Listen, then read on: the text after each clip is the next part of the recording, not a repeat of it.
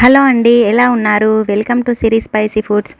ఈరోజైతే క్యారెట్ హల్వాని ఎలా ప్రిపేర్ చేసుకోవాలో నేను మీతో షేర్ చేస్తున్నాను. చాలా సింపుల్ వేలో టేస్టీగా ఎలా ప్రిపేర్ చేసుకోవాలో ఈరోజు చూసేసుకుందాము. ముందుగా అయితే క్యారెట్లని ఇలా ఫ్రెష్గా కడిగేసుకొని మనం మొత్తం తురిమేసుకోవాలన్నమాట.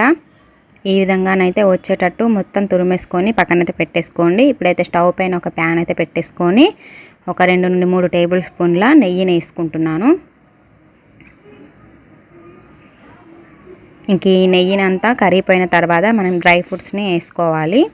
బాదంలను, జీడిపప్పులను, పిస్తాలను వేసాను. ఇందులోకి కిస్మిస్లను ఇంకా వేరే డ్రై ఫ్రూట్స్ని కూడా యాడ్ చేసుకోవచ్చు, బాగుంటుంది. ఇంక ఇవన్నీ ఒకసారి లైట్గా బ్రౌన్ కలర్ వచ్చే వరకు ఫ్రై చేసుకొని పక్కనకైతే పెట్టేసుకోవాలి. ఇంక ఇప్పుడు ఇదే ప్యాన్లోకి ఇంకా కావాల్సి వస్తే ఇంకొక 1-2 టేబుల్ స్పూన్ల నెయ్యిని కూడా యాడ్ చేసుకొని మనం ఈ క్యారెట్ తురుమునైతే ఫ్రై చేసుకోవాలి, బాగుంటుంది. ఇదంతా మనం బాగా ఫ్రై చేసుకోవాలి నెయ్యిలో. ఈ నెయ్యిలో మొత్తం మనం సపరేట్ చేస్తూ కలుపుతూ మనం ఇదంతా ఫ్రై చేసుకోవాలన్నమాట. అప్పుడే మనకి ఈ నెయ్యి ఫ్లేవర్ అన్నది ప్రతి క్యారెట్ తురుముకు అనేది పట్టేసుకొని చాలా బాగా టేస్ట్ వస్తుంది మనం తినేటప్పుడు హల్వా అయితే. చూడండి, బాగా ప్రెస్ చేస్తూ ఇలా కలిపేసుకోవాలి. మనకి ఎక్కువ ఫ్రై అవ్వాల్సిన అవసరం కూడా లేదు.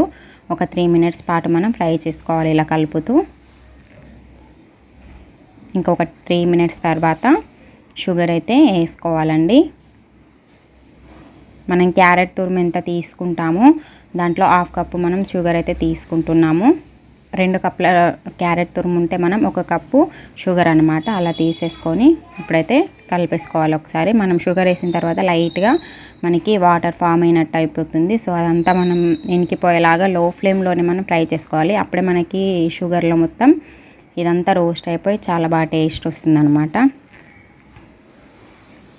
చూడండి, ఒక 2 మినిట్స్ పాటు అయితే నేను షుగర్ వేసిన తర్వాత ఇలా ఫ్రై చేసుకున్నాను. 2 మినిట్స్ తర్వాత ఇలా మనకి వాటర్ అంతా అయిపోయి ఈ విధంగా అయిపోయిందనమాట. ఇంక ఇప్పుడైతే మిక్సీ జార్లోకి ఒక 10 వరకు బాదం పప్పులను తీసుకొని ఇలా పొడి చేసుకొని పొడినైతే వేసేసుకుంటున్నాను. మనం ఈ బాదం పప్పుల తీసుకున్నప్పుడు అందులో కొన్ని మిల్క్ యాడ్ చేసుకొని అలా పేస్ట్లా కూడా వేసుకోవచ్చు. ఇలా పొడి కూడా యాడ్ చేసుకొని వేసుకోవచ్చు అండి. చాలా బాగుంటుంది టేస్ట్ మనకి హల్వా తినేటప్పుడు అయితే ఈ పొడి ఎక్స్ట్రా యాడ్ చేయడం ద్వారా. సో మనకి ఇంకా లాస్ట్కి ఒక 1 టేబుల్ స్పూను యాలకుల పొడి వేసుకోవాలి. ఇంకోసారి బాగా కలిపేసుకోవాలి. మీకు ఈ వీడియో నచ్చితే తప్పకుండా లైక్ చేసి షేర్ చేయండి, సబ్స్క్రైబ్ చేసుకోండి. ఇలాంటి రెసిపీస్ అయితే మీకు నోటిఫికేషన్స్ వస్తాయి. మీరు లైక్ చేయడం ద్వారా నాకు మరిన్ని రెసిపీస్ అప్లోడ్ చేయడానికి ఎంకరేజ్మెంట్గా ఉంటుంది. సో మీరు తప్పకుండా లైక్ చేయండి. ఇంకా లాస్ట్లో మనం ఫ్రై చేసి పెట్టుకున్న డ్రై ఫ్రూట్స్ ఉన్నాయి కదా, అవి వేసేసుకొని సర్వ్ చేసేసుకుంటే మనకి టేస్టీ హల్వాని అయితే రెడీ అయిపోయినట్టే. చాలా సింపుల్ వేలో మనం టేస్టీగా ఇలా అప్పటికప్పుడు ప్రిపేర్ చేసుకోవచ్చు. మనకి క్యారెట్లు ఉంటే సరిపోతుంది, చాలా బాగుంటుంది. తప్పకుండా ట్రై చేయండి మీరు కూడా. Thank you for watching.